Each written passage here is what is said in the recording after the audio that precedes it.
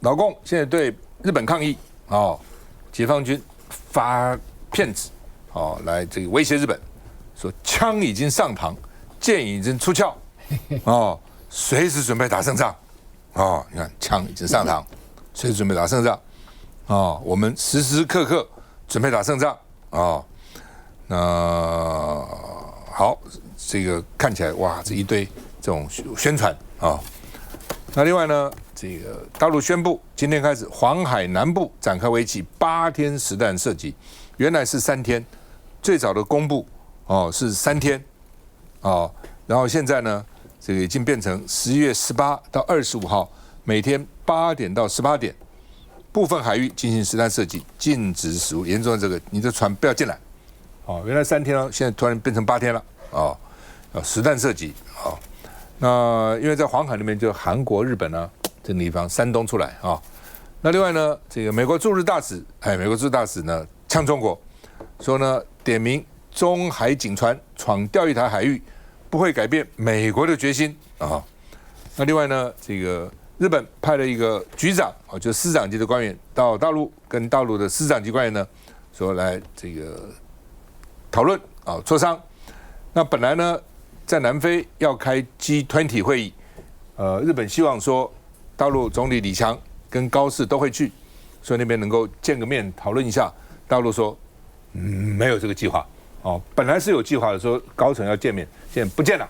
哦，不但不见了，现在呢，这个留学生也不要去了，旅游也不要去了，一下子昨天退票49万人，大陆要到日本的49万票退票了。所以日本跟旅游有关的股票呢，还有跟那个什么化妆品啊什么有关的股票都跌，跌很多哈。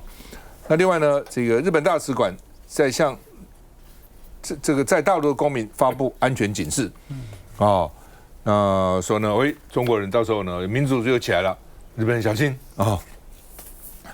大陆10个航空公司到日本机票免费退，本来退票要扣手续费的，团也退潮了，费用旅行社自己负担，不能够让这个旅客负担啊。那另外呢，这个鬼灭2月3号提前下档，日本骗了在大陆呢赶快，要不然就不给你上，要不然就提前下档那另外呢，为什么北京反应这么强烈？说日本也没想到怎么会这么强烈啊？那专家说呢，因为他踩了中国的这个红线。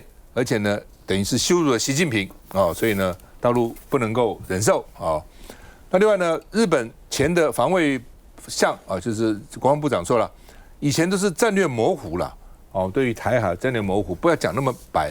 那你现在不应该就讲得那么白这个台湾有事就日本有事那么就关系到日本的存亡然后呢，自卫队可能会出来等等那另外呢，这个高市早苗传密谋耶诞节前后闪电参拜靖国神社，反正高市也不管你那一套，随便你，因为他的民调很高69%支持反正越跟北京对抗，他日本的民调越高嘛那北京为什么要下这么重手？我的研判是因为高市本身就自民党就很保守，高市又是自民党里面的极右派，然后他现在跟他组织联合的维新会呢，是比自民党还更右派、更保守的。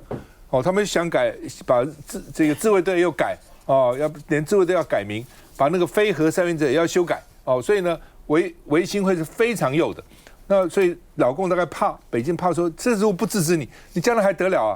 那么一发不可收拾，这个等于现在是火苗，就变成一个大火，所以这个时候非要下重手来制止了有没有效？我们看一下。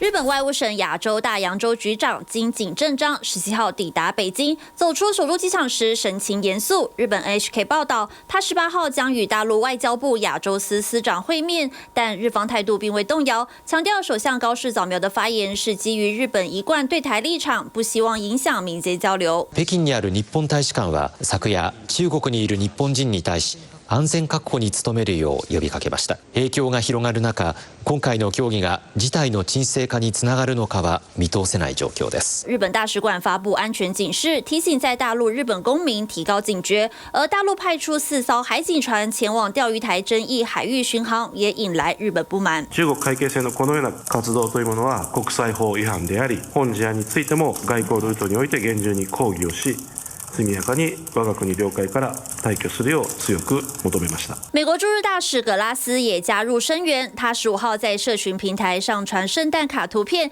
感谢中国驻日大使和驻大阪总领事，进一步加深日美同盟。最后还不忘酸一句辛苦了。随着中日关系激动，大陆直接摊牌，今年 G20 峰会，大陆国务院总理李强不会与高市早苗会面。我可以告诉你，李强总理没有会见日方领导人的安排。大陆外交部还再次喊话日本收回涉台错误言论，两国紧绷局势未见缓解，也令日本股市动荡，连2天走跌。因此，日本早稻田大学名誉教授发文，高市如果再不道歉，事情恐怕会越来越糟。日本共同社也引述前防卫大臣说法，认为高市早苗没有延续历任首相战略模糊做法，在突发形势中过早亮牌，恐怕削弱日本威慑力。姚沈怎么看？我觉得这次的所谓高市早苗事件是源自于早苗话太多，他讲得太细，他对那个冈田议员的50分钟的对答，把什么样的围堵台湾对日本才有伤，都讲得那么细，但是呢，讲那么细，中国也大可不必过度反应到这个程度。那有人说是踩到红线，什么是红线？我觉得到目前为止，其实老共要对台湾动手是可以的，但是为什么我一直讲不会有战争？因为对他不合算，所以老共在铺陈有那么一天，有这么样的一个场景，有这么一个 scenario， 就是时间成熟了，我要动了啊！这个动呢，武统也好，围儒也好，那个时候老共的想法是台湾海峡已经是内海，老共的内海，然后呢，这是我们中华民族自家的事情，你们外人就是看不顺眼，想要动手，也觉得说何必？因为对我来讲也是不利，所以也不会动手。这是老共的理想境界，这个是几年会到来呢？不晓得。但是你如果他不动让这个早苗这样的讲法就留着，那这个是一个非常不好的先例，所以他宁可过度表现，让你撤回，最好是撤回。但是你那个高市也不能撤回撤回就是要明显当中更明显了，所以这个模糊就要回到模糊。但是回到模糊，他派一个市长级的官员太低了，老共也不会一路演了，老共大概演个两个礼拜算了。但是你要派更高阶的回去北京好好去讲一下让北京这个气顺了以后就没事。那在台湾呢，我们有3个人有发表意见了一个马英九就骂日本急躁这个是中国人的事。我跟你讲马英九的立场跟那个老共完全一样。我们这几年是白养了马英九，你知道吗？你怎么跟老共一鼻孔出气呢？我们台湾之所以可以活到今天就是台湾问题国际化。台湾问题国际化是我们生存的手段之一你现在就要把它孤立成说台海内中国人对中国人的事情，那我们还有得活？根本不能活。那第2个呢，就是赖清德。赖清德当然帮日本讲话。你也不必，因为这个时候你想，如果你是那个高市早苗，你会说，知啦，你为我免讲遐多，我得来麻烦你给我讲这些，让我更麻烦对不对你听我知道，但是你以后再讲，或者你现在要讲得柔和一点，讲得低调一点，你何必听我到这种程度？这是给搞了在不妥当的时机，你平白你说我听你赞那这个我觉得高市早苗现在不见得感谢，我觉得讲的还不错的是谁？你知道吗？有一个人他讲台湾没事，日本没事，大家都没事，你听起来有没有很耳熟你有没有很耳熟？你讲吧，继续讲。不是，你应该很耳熟。如果你不耳熟的话，我猜我坐在你旁边，这个跟我的调调完全一样你知道吗？台湾没事，日本没事，大家都没事，这个很像我讲的这个我很，因为你的立场站得最好。第一点呢，你台湾作为当事国，你要有一点立场嘛，对不对？你不要把这话语权都丢给别人，这个功利呢你怎么没有意见？你当然要讲。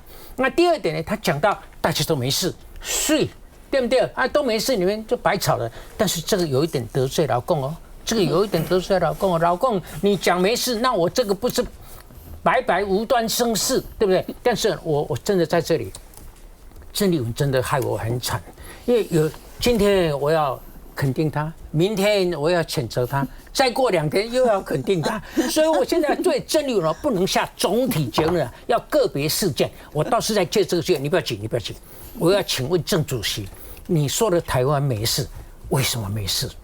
你知道吗？因为这个是老共要生事的，不是我们啦。所以如果你台湾要没事的话，投降最有效。你投降当然就没事，你又不伤了我们台湾的尊严，然后呢又能够让老共不动手，你这个很厉害的。所以郑主席，你有机会的话给我们解释一下，你那3个没事到底是怎么一回事？我觉得是有必要的。我觉得这个事情解铃还须系铃人这跟台湾根本无关。它就是日本产生的嘛，这我觉得也没有那么困难嘛。你再找个自民党议员咨询就好了。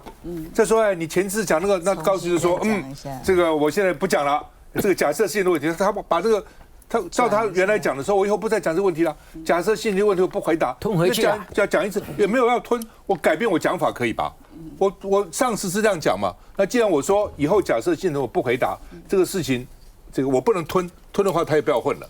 对，他怎么混的？他是选出来了，但是我可以以目前的情况，你再问一次，我再打一次，解铃还是要系铃人。我觉得这样才比较容易化解，否则嘛扯过来扯过去化解不了的。休息一下再回来，就是这么困。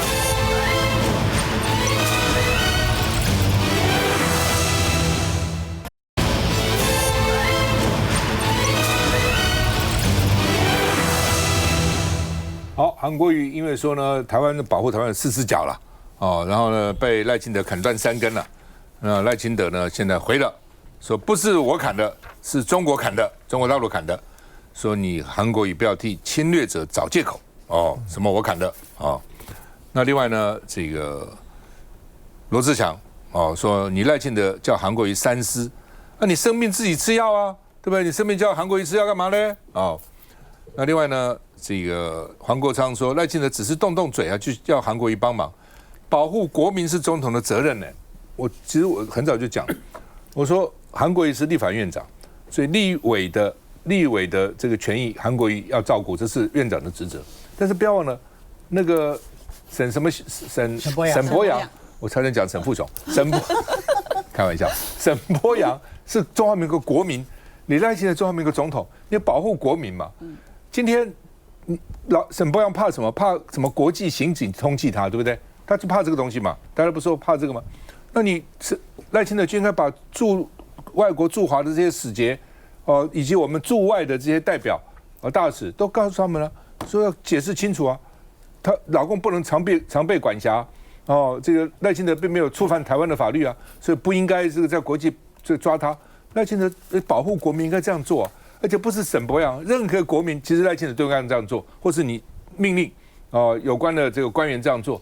要保护国民，你不只叫韩国瑜保护立委，他不是国民的话，他是国民吗？国民你更要做啊！所以黄国昌讲的就是保护国民，他也是个国民啊。那另外呢，沈伯阳说我不屈服大陆抓捕，我继续出国反击威胁。大陆现在还没有发布这个命令嘛？他并没有他现在有发布国际通缉令没有？所以他好像很伟大。曹先生说世界的勇士，他现在去哪里都可以去啊，对不对？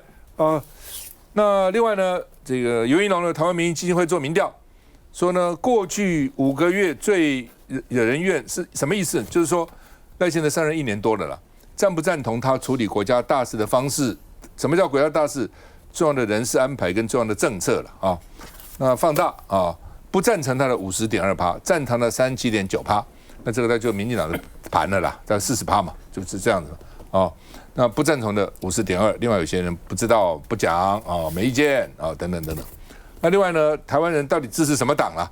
民進黨掉了1.8%，国民党升了3.9%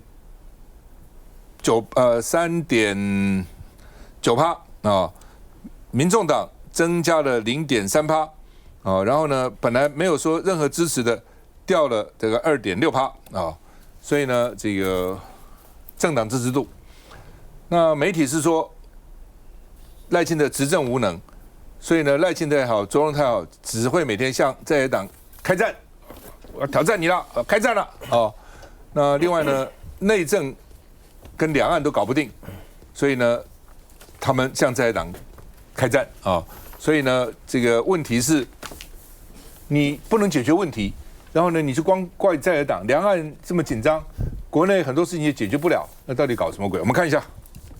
呼吁中国应该要克制，展现大国的风范，不要成为区域和平稳定的麻烦制造者。打破沉默，赖总统重话直指北京对日本展开复核式攻击，应该三思，因为就连日本政坛也震怒了。不过，我看日本各界对于中国这样的挑衅，各界都非常的愤怒，强调底线是不容许被挑衅，何况在国内对高市早苗的批评声。我呼吁国内的政治人物特别是在野党应该要尊重日本国内本身的政治，不以负面解读。指责的对象很明确，毕竟大陆日前宣布要立案调查沈伯洋，身为三军统帅的赖总统，第一时间要立法院韩院长维护国会尊严，得到的却是吃药说且4个桌角剩1只脚。真正砍断韩国瑜院长那张桌子的4个角的，其实是中国，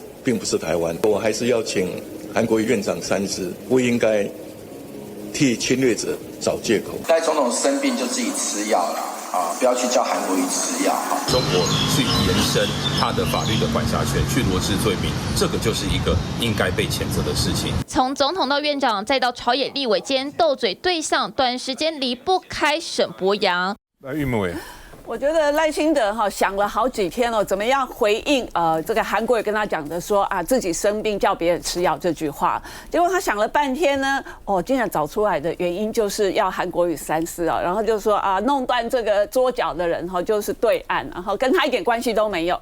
那我觉得赖清德总统他很忽略了，你是总统那整个两岸关系搞不好，或者是说对岸他对这个沈伯洋发出这个全球通缉，你是总统，你当然有责任保护沈伯洋嘛。那为什么两岸关系会搞到这么的僵？你自己就是要检讨因为你就是视对岸为敌国嘛，然后你的跟美国的关系，你是一昧的倾向美国，然后远离这个中国大陆，甚至是抗中，才导致这样的一个结果嘛。那你都不检讨，然后呢都要韩国瑜来背责任，那也很简单要不然总统可能改让韩国瑜来当好了，韩国瑜可能会做得比你好。我觉得这个赖清德总统，包括卓荣泰院长，他们都没有看清一个现实，就是赖清德他是少数总统，然后刚刚最新的民调，蓝白的民意支持度加起来会超越民进党，就是达到快10%了。那这个就是一个现实，也就是说，现在赖清德执政快2年的时间，他没有得到多数民意的支持。台湾民意基金会怎么样在做民调，他都没有过半数的支持。那请问一个总统，你做到这样子，你自己不用检讨吗？那你一天到晚想要拉韩国瑜来垫背，韩国瑜有那么傻吗？所以我觉得这个韩院长我上次遇到韩院长，我是要跟他说，韩院长你这个武功蛮高强的就很像那个武林高手就是不随便出手，一出手之后呢，对方一下子就会被你撂倒所以果真这个赖总统想了半天之后，这个趁着就是自己弄了一个舞台，然后出来对媒体喊话，结果也只是讲这几句苍白无力的话。我真的觉得台湾我们现在的形势比较过去真的是凶险，从刚刚就是浪费那么多钱要去发那个全民的防卫的手册，就是弄这些东西。那为什么这个赖清德总统不思考，我们两岸真的只能升高对立吗？没有任何的解方可以降低两岸的敌意跟对立吗？你作为一个总统，两岸是你的重中之重，你难道能端出来的剧本就只有这些抗中再抗中吗？我觉得这个都不是民众想要看到。当民众手上拿到你花了人民的公帑6000多万，然后一下子发到大家手上那本手册的时候，其实有些民众会怀疑说，那我们是真的要战争了吗？就是连这个手册现在都要备好了吗？所以两岸我们要的是和平，不是战争。这一点我觉得赖清德总统都没有看清楚。不过真的有战争时，那个手册有什么用？只要用那个手册就可以抵御战争，就可以逃难避难。哇，那这太划得来了。我们干嘛编那么多国防预算？但是每天发手册就好了。王慧。我觉得其实对台湾的民众来说，对于两岸的关系哦，从这个蔡英文时代到赖清德的时代做的每一份这个民调跟问卷，其实都很清楚的告诉我们的执政党，其实我们的民众希望维持现状是一个主要的一个民意哦。所以呢，刚刚就是玉米也特别提到，我觉得当这个事情发生的时候，我们看到赖清德的态度，一直是都是别人的问题啦。然后有那个椅子4只脚，有1只脚长得不好，也是对岸的问题，都跟他自己没有关系。哦，那我们就要回来看哦，或者说从他去年上任到现在，其实为什么我一直觉得说大罢免为什么会失败，有一个很大原因是民众真的非常失望，他们很期待就是说我们的总统是有办法带领我们台湾走向一个更好，比如说在居住正义上面，你不是选举的时候承诺非常多吗？你现在请问到底是核定了多少？你的居住正义到底是做了多少嘛？我们看不到嘛。那我们看到这个中美2大强权在那边斗过来斗过去的时候，这个中国用稀土跟大豆就掐住美国脖子，我们是从头到尾都一副就是让民众觉得，你现在随便去路上问任何一个民众，说咱就是双手投降，不要说贵，我们双手投降。他要军售，我们给他军售；他要台积电，我们就给他台积电。刚刚前面在讲，不管是那个小笼包的部分，或者是这真的是2件差很多的事情啊！因为我们的民众很清楚的看到，如果你不断的告诉我们，在关税里面，在各国的 Round One 中美在整个谈的过程当中，大家都已经谈定，我们都还是暂时性的时候 ，Round One 我们到底是谈到了什么样的东西哈？所以我觉得啦，对于民众来说，现阶段最重要的还是要看到我们的赖总统、赖政府，他可以在相关的一些民生议题上面，可以做好啊，不要在1万块这件事情上面还要我们做个民调，就明明白白都是在野，大部分人认为是在野的人，就是在野的这些委员们去争取到的，那你还是这个民进党整个的态度，好像你的政府做了多大的一个优惠这样，所以我觉得要让民生有感。这件事情才能够让大家看到你一个总统的态度，好吧？选举季要到了哈，所以很多时候我们要讨论各地的选情，桃园到底怎样？休息一下再回来。